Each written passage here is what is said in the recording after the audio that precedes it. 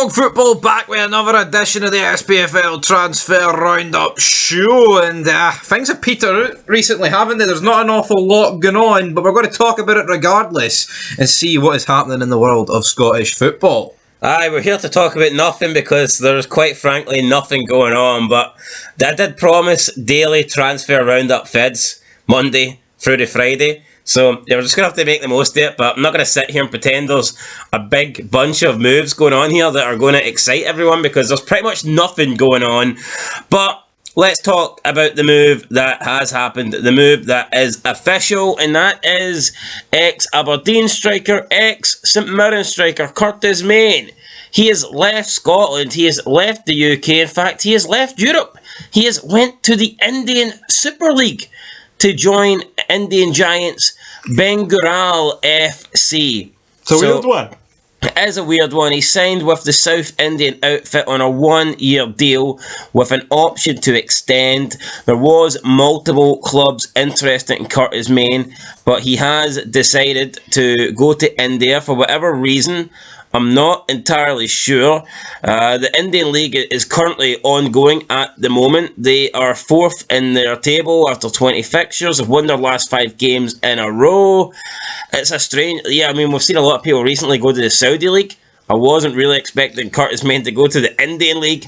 But Jason Cummins did. I'm sure the Indian League's probably... I wouldn't say they're spending as much as the Saudi League, but I would imagine he's getting more playing for a team in India than he would be St Mirren. Absolutely, or else he wouldn't go. Yeah, so it is probably good money. It's just not exactly the Saudi League, but I mean, fair play. If he can go there and make himself financially secure, then I guess that's cool. But we're just seeing this a lot more now, aren't we?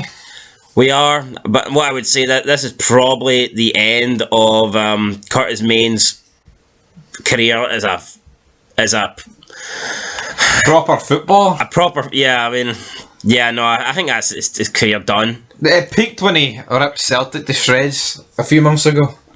Yeah, I just don't really see him going to India, then coming back and getting a move to a decent team. He'll probably just, he's probably happy with that. If he can get a few years playing in a money league, then fair enough, but that's up to him. That's up to him, guys, and he's made that move. Moving on for Cortez Mane. Speaking of someone that could maybe get a move to a money league, although he's not interested in it, that is Alfredo Morelos. But at the moment, there is nobody interested in Morelos. There's nobody offered him a deal. He is still without a club, and I mean, we're getting to the stage now where clubs are going into they're already back for the pre-season training. It's very strange that basically Alfredo Morelos is doing nothing. The guy's probably sitting on a beach somewhere eating hot dogs. It's like, what is this guy doing? I follow him on Instagram, and it seems like all he does is get pissed, drink, party. And that's not going to help him find a new club. No, it's not, but I tell you what, Gerard, throw him a bone. Maybe that could... But you see, put a Big Mac on the end of a fishing rod. Fire it out to Morelos' backyard and he'll end up in Saudi Arabia. But Morelos has made it clear that he wants to stay in Europe. He says that's where he wants to play his football, in a big European league. So I guess he didn't consider Scotland to be a big European league. He was linked with Everton. No, he's been linked with multiple clubs, Everton, Sevilla. I meant recently, Everton. He's been pretty much linked with every club in the world at one point or another. 50 million moves to China. I mean, is it going to happen now, though? It's strange because, like I said, he's not training. Most clubs are training now and their players are training. This guy's pretty much doing nothing. I'd be surprised. I don't think he's going to get this big move. I don't know. I think he might have to go down a level. I don't think he's going to get a big move to a big club.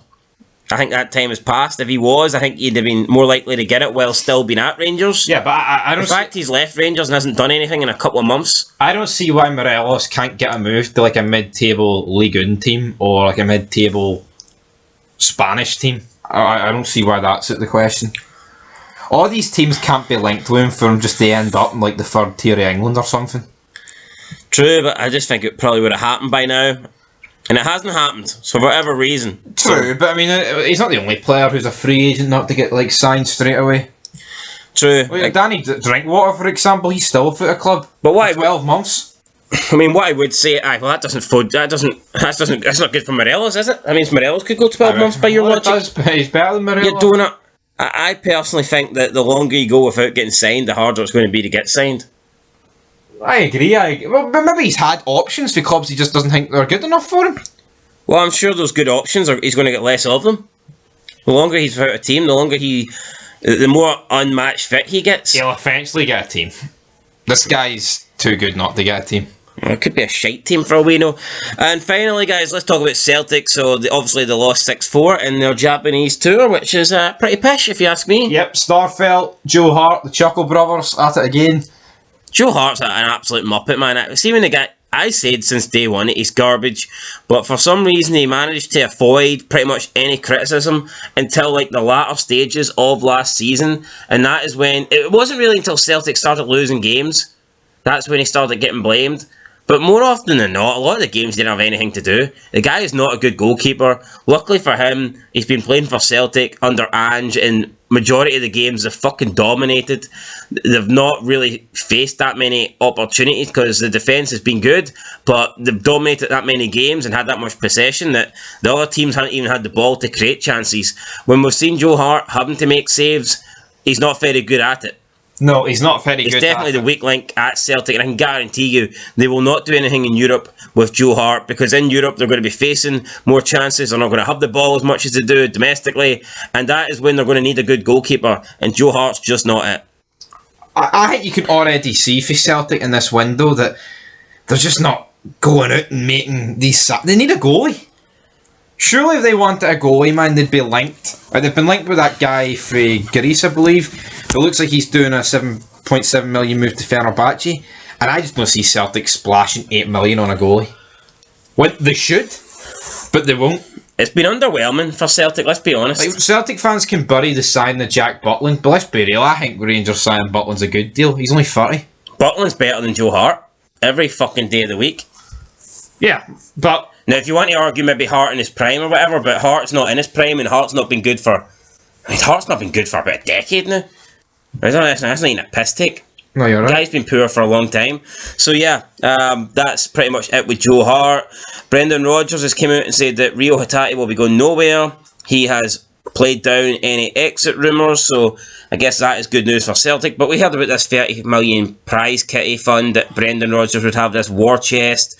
Obviously you get more money for the Champions League. Then Jota left, and I think Celtic fans were expecting maybe a big signing, potentially expecting Celtic to break their transfer record fee in this window. I mean, at the moment, all transfer news, and it's just died down. It's more turned into a case of, can Celtic keep their best players rather than can they improve their squad?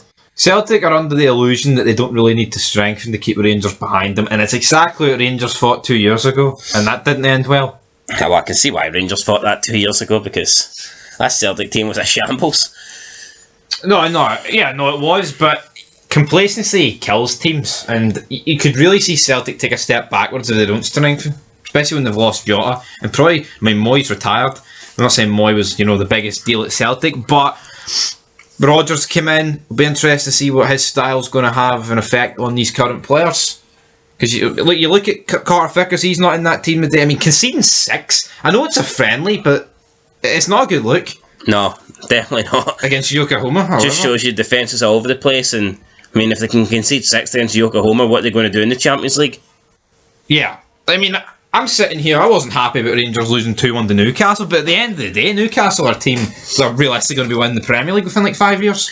Aye, so that's it, guys. There you go. Like I said, quiet day for transfers. Celtic trying to keep a hold of Rio Hatate. Roger says he's going nowhere. And yeah, that's pretty much it. Morelos can't get a club. Cortez Mane's away to India. And Joe Hart's shite. That's all you need to know here on Fog Football. We'll catch you in the next one. Until then, peace.